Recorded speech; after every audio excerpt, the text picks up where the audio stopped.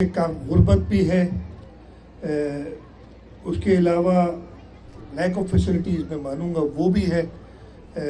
ہمارے پاس اسکولز اس تعداد میں موجود نہیں ہیں جتنے ہونے چاہیے. اسی وجہ سے ہم تھوڑا آؤٹ آف باکس جو ہیں سلیوشنز ان کی طرف جا رہے ہیں.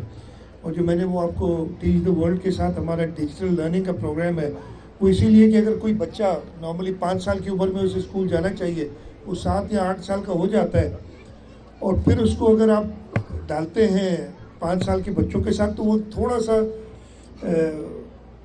جو بچے پڑھ رہے ہوتے ہیں ان کے لیے اور وہ بچہ جو جاتا ہے ان کے لیے بھی ایک مسفٹ ٹائپ کی چیز ہو جاتی ہے. ان کو پڑھانے کے لیے ہم نے وہ ایکسلریٹڈ لرننگ پروگرام، تاکہ وہ 8 سال کے بچے کو ہم منیمم ٹریننگ دے سکیں. اس لیے کہ جب میں کہتا ہوں 70 لاکھ بچے آؤٹ آف اسکول ہیں، وہ سارے 5 سال کی نہیں، وہ 5 سال سے بڑی عمر کے ہیں جو بچے. تو ان کے لیے یہ، اور جیسے میں نے کہا وجوہات کافی ہیں. غربت ہے کافی جو کہ قانون کے خلاف ہے، لیکن والدین اپنے بچوں کو کام کاج میں بھی لگا دیتے ہیں، اسکول گوئنگ بچوں کو. وہ بھی ایک قانون کی خلاف ورزی ہے. کل تو میں جب تھا تو لوگوں نے کافی سخت قسم کے قوانین اور اقدامات کی بات کی تھی کہ مینڈیٹری رکھیں کہ اگر بچے کو ماں باپ والدین اسکول میں نہ بھیجیں تو ان کو سزا ہو اگر وہ. لیکن کافی سوشل ایشوز ہیں جس کی وجہ سے یہ آتے ہیں. غربت ایک وجہ اور فیسلٹیز دونوں چیزیں. اچھا شاہ صاحب، بڑی تعداد میں، ہزاروں کی تعداد میں ہر شہر میں دیکھا جاتا ہے کہ ہر چوراہے پہ چھوٹے بچوں سے بھیک منگوائی جا رہی ہے، تو حکومت اس طرف جو ہے کوئی کارروائیاں کرتے ہوئے نظر نہیں آتی؟ نہیں جی، بالکل اس پہ کارروائی ہوتی ہے. جیسے میں نے کہا انفارچونیٹلی یہ بڑی مافیاز جو ہیں یہ کام کر رہی ہوتی ہیں، لیکن اس پہ سخت ہدایات ہیں اور اس پہ جہاں پہ ہوتا ہے. پھر جیسے میں نے کہا کہ کافی سوشل ایشوز آ جاتے ہیں ہمارے پاس غربت کی وجہ سے، لیکن یہ اگین یہ انلیگل ہے چھوٹے بچوں سے کام کرانا. اور کوئی سوال نہیں تو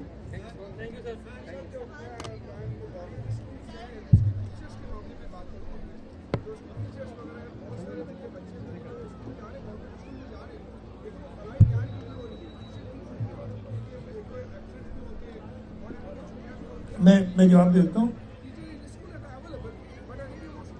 میں بتاتا ہوں. دیکھیں، اسی وجہ سے حکومت سندھ نے اور ابھی recently I think 95,000 teachers recruit کیے ایک وقت میں، اور یہ سارے کے سارے ہم نے کمپیٹیٹیو IBA کی ٹیسٹنگ سروسز کے بعد امپلائی کیے ہیں. یس، یہ ایشو ہے، اور آپ دیکھتے ہیں آئے دن ٹیچر سڑکوں پہ نکلے ہوتے ہیں، کوئی نہ کوئی دھرنا دیے ہوئے ہوتے ہیں.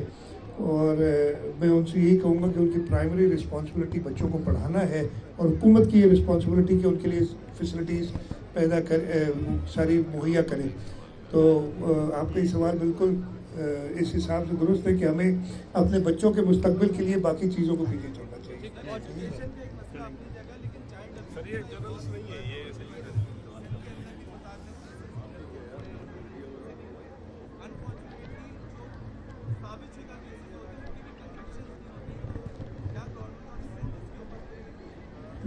میں نے کہا نا کہ ہم اس کو بڑا سیریس لیتے ہیں، اور اس پہ سخت ہدایات بھی ہیں.